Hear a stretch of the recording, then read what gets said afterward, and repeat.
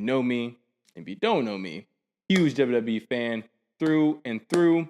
And so that's where we're going to start in this episode. Kicking things off with the road to WrestleMania is quickly approaching. We're making our way to Vegas, and it's heating up right now. The suspense is brewing, starting out with CM Punk, Roman Reigns, the promo. That was amazing. I think we're getting back to the old way of wrestling where anything is on the table. You could throw shots, it doesn't matter. You have Roman telling CM Punk, well, look, we brought you back for a certain reason. We approved you being back. It wasn't to be champion. It was just to sell a few tickets, especially in your hometown of Chicago. It was just to bring a little edge back, maybe a mid-card talent, but you weren't supposed to come back and be the guy. Shots fired, but we got the old CM Punk back. We got the CM Punk that I grew up watching. The pipe bomb CM Punk. The mic drop CM Punk. In this promo against Roman Reigns, he tells him he's going to bury him. And this time he won't be alone. He won't be by himself anymore. You know, Roman runs pretty much by himself. He says he's going to bury him. And this time he won't be alone because he's going to bury him next to his father. CM Punk took a page out of Christian book because there's no way. I would love to see if this is going to be an Unreal, because I want to know, did Roman Reigns approve this? A lot of times in the world of wrestling, sports entertainment, you don't know what's a work. If you aren't familiar with what a work is, you don't know what's fake and you don't know what's real. I think that's the mystery. I think that's what makes wrestling wrestling. But in this case, I would love to know if Roman approved that or did CM Punk go off the rails, because he's been known to go off the rails. But as a consumer of the product, as somebody who loves the business, this really kept me engaged. I know they're pushing it heavy on social media, but that's one of those things you're like, oh, he really went there.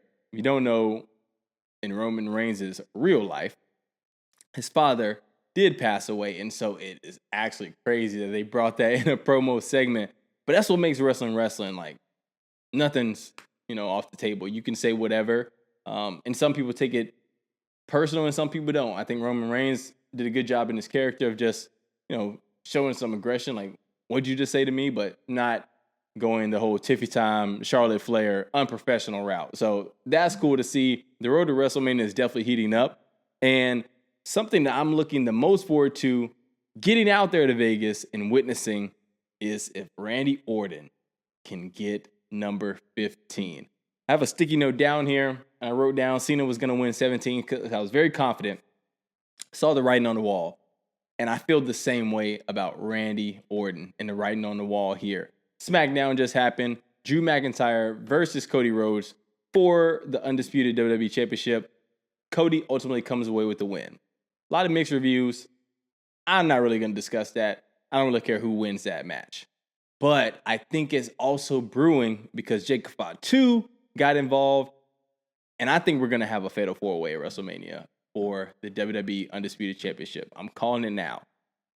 You're going to have Jake Fatu. You're going to have Cody Rhodes. Drew McIntyre. In the Final Four, man. And the winner will be Randy Orton. I think Randy Orton is going to get 15.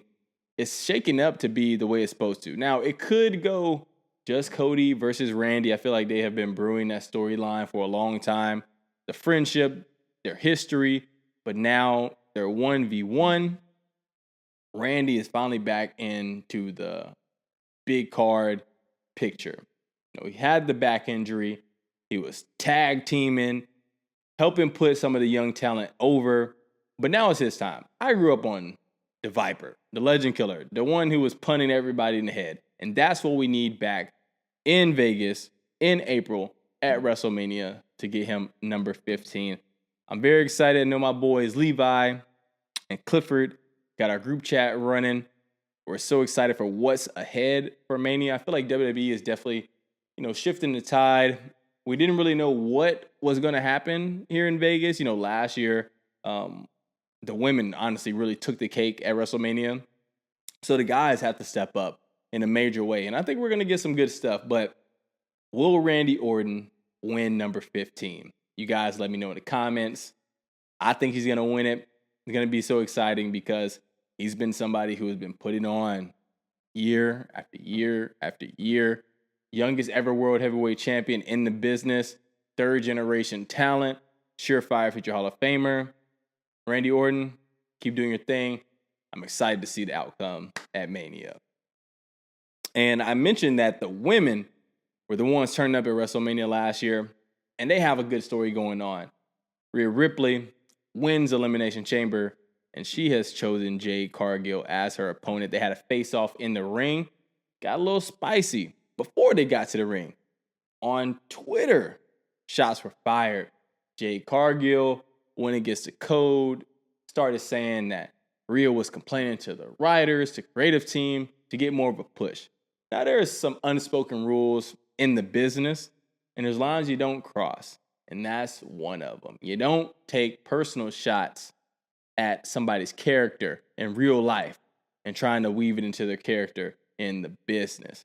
That sparked a lot of feud from also other wrestlers online, and then we bring it to the ring, a face-off in front of a crowd, in front of the world. And essentially, Rhea Ripley goes to express to Jade Cargill, who is one of one, that her body is just for the aesthetics. She works out just for the appeal factor, the social media aspect. And Rhea Ripley says she works out to fight. She works out to be able to withstand the grind, withstand the pain, and ultimately be champion in the end. This has now become an exciting feud to me. I think so far for Jade Cargill's title reign, to me, it's been boring because there's not really any big players. Naomi's out. She's having a child. Bianca Belair has been out with injury. I think Meacham was supposed to be Jade Cargill's big opponent, but she got hurt. So it's pretty much been boring. Ever since she took the title, Tiffy Time ain't really did nothing. So this is something I'm really intrigued in. Rhea Ripley, Jade Cargill. The women have been able to, honestly, hold their own and surpass the men in a lot of ways in WWE. And so I think this feud, this matchup is going to live up to the hype. Just got to keep building it, keep brewing. And I'm excited to see what they do. But the offline stuff has become into the ring. So I'm really excited to see how, number one, how professional they can be, a la Tiffy, Charlotte, more professional. And then how can they build up the story and ultimately deliver the best match that they can at WrestleMania and give the fans what they want to see. Whoa. Who knew I would make it this far? They hated, they never believed me. Yeah, I would never drop the ball. I know I make it look easy. Yeah.